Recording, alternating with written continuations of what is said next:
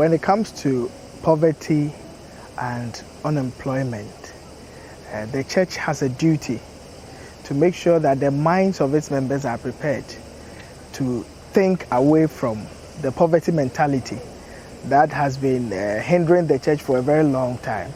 So the first thing the church can do to help its people move away from poverty is to train their minds to think prosperity, to be active, to be excellent people.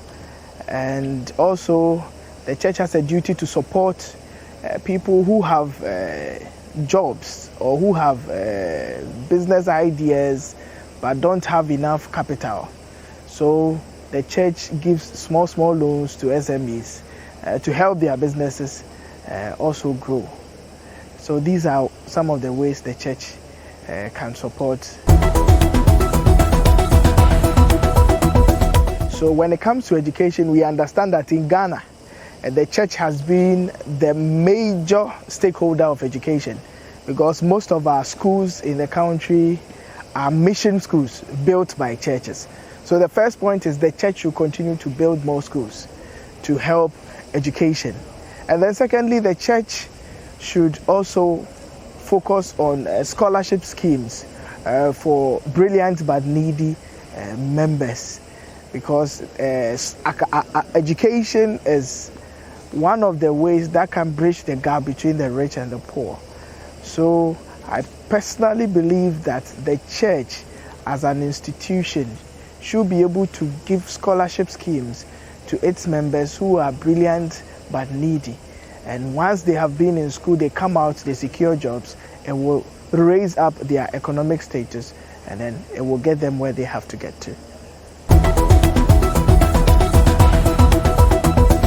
In a country like ours, where there are no jobs, and the average university student graduates and come home looking for a white-collar job, it has become very important that the church as a stakeholder uses its platform to promote entrepreneurship and some of the techniques that will help bridge the gap.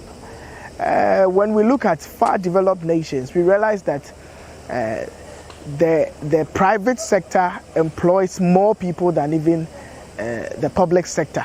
So in Ghana, we can also do that. And then the church, as a stakeholder to development, should be able to train its youth and its members by way of engaging successful entrepreneurs to come to the church and then train them, talks, symposias on how to start a job, start your own company, and then grow it to a level where you can also employ other people. And also the church must teach its members about financial literacy, because you realize that most people are working but they have nothing to show for it.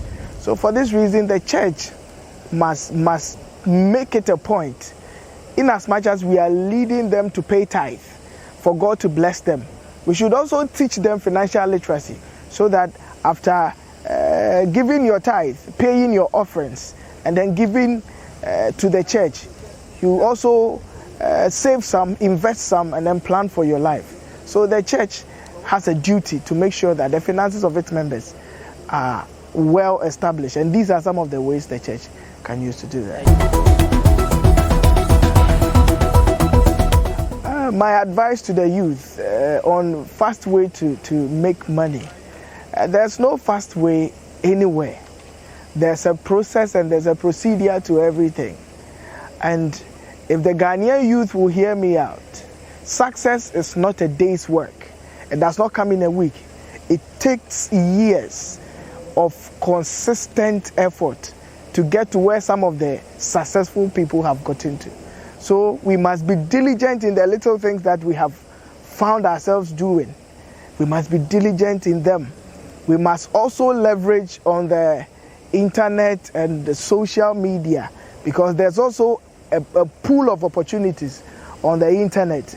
We find forex trading, cryptocurrency, blockchain technologies. All these are places that are legitimate, that the Ghanaian youth can leverage because we are now in a global world, and then there are many things happening. The Ghanaian youth should be able to leverage on these to be able to get to where they have to get to. But all these do not happen in a day. We must be patient, because success is not a day's work. It takes continuous, consistent effort to get there. So when we leverage on these technologies and other things, it would help us as Ghanaian youth to get to where we must get to.